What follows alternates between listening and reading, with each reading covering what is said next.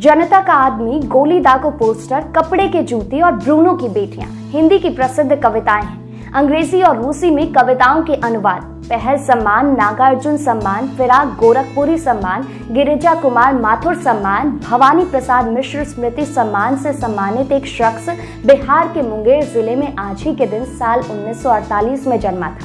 नाम है आलोक धनवा। आज उनका 74वां जन्मदिन है। आलोक धनवा ने अपने जीवन काल में दर्जनों दर्जन कविताओं की रचना की है। वे हिंदी के उन बड़े कवियों में हैं जिन्होंने 70 के दशक में कविता को एक नई पहचान दी। आज आलोक जी के जन्मदिन को पटना आर्ट्स कॉलेज में मनाया गया। इस कार्यक्रम में खुद आलोक धनवा सम्मिलित थे। कार्यक्रम पौधारोपण का था। जो कि आलोक जी 74 साल के हो गए हैं, इसलिए आज 74 पौधे लगाकर जन्मदिन मनाया गया।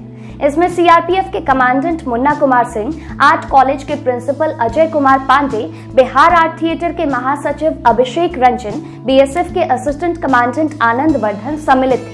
आलोक धनवा ने अपनी कविता पद भी की है। आज इछामती और मेघना, महानंदा, रावी और झेलम, गंगा, गोदावरी, नर्मदा, घाघरा, बलिया की नदी, नाम लेते हुए भी तकलीफ होती है। नाम लेते हुए भी तकलीफ होती है। उनसे उतनी ही मुलाकात होती है जितनी वे रास्ते में आ जाते हैं। उनसे उतनी ही मुलाकात होती है जितनी वे रास्ते में आ जाती हैं। और उस समय भी दिमाग कितना कम पास जा पाता है। दिमाग तो भरा रहता है लुटेरों के बाजार के शोर से। 70वें जन्मदिन पर आप पटना के युवाओं को क्या कहना चाहते हैं? पटना के लोगों को दो तो ज़रूर किताबें ज़्यादा पढ़िए, किताबों का मूल्य अपने जीवन में पहचानिए।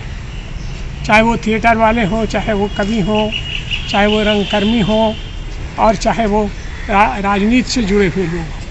किताबें उनको अपने फील्ड की, अपने क्षेत्र की पढ़नी चाहिए। दूसरी चीज़ ये कि पेड़ों के महत्व को समझा जाए। पेड़ इतना महत्वपूर्ण है कि आपने देखा कि अगर हमारे फेफड़ों में ऑक्सीजन होता तो हम लोग नहीं मरते। ये सारी मौतें जो हुई ऑक्सीजन के बगैर हुई, इसीलिए आज पीपल से शुरुआत की हम लोगों ने, पीपल से। तो सबसे बड़ी चीज़ वही है। और शैक्षणिक केंद्र ही नहीं है, साथ साथ ये एक सांस्कृतिक स्थल भी है।